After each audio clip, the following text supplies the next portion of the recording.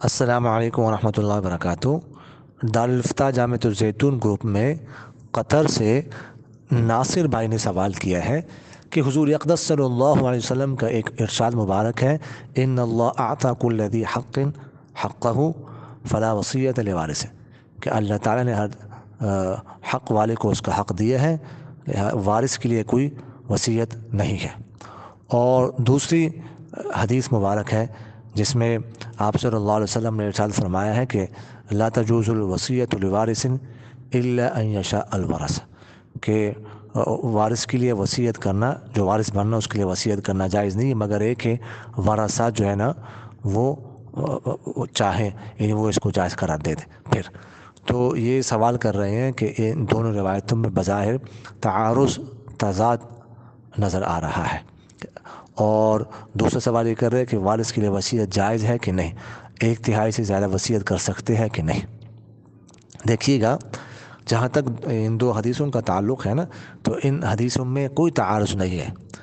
جو پہلے حدیث ہے نا جس میں آتا ہے کہ فلا وصیت لوارث، یہ بالکل صحیح ہے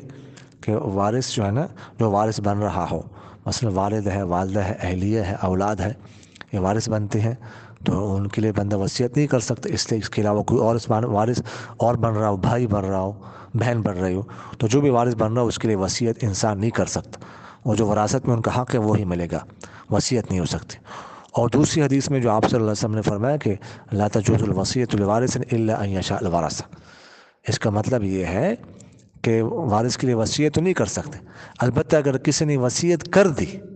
کسی نے وصیت کر دی تو وہ معتبر نہیں ہے۔ ہاں، ورثہ ویسے ہی اس کو سارے ورثہ بالغ ہو،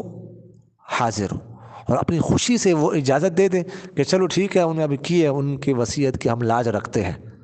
ٹھیک ہے، ہلکے پابند نہیں ہے، اس کو وصیت کو نافذ نہ کریں، لیکن ویسے کہتے ہیں کہ چلو بس ہمارے جو دنیا سے جا چکے ہیں بڑے، انہوں نے وصیت کی ہے تو ان کی وصیت کی ہم لاج رکھ کر اس کو یہ چیز دے دیتے ہیں،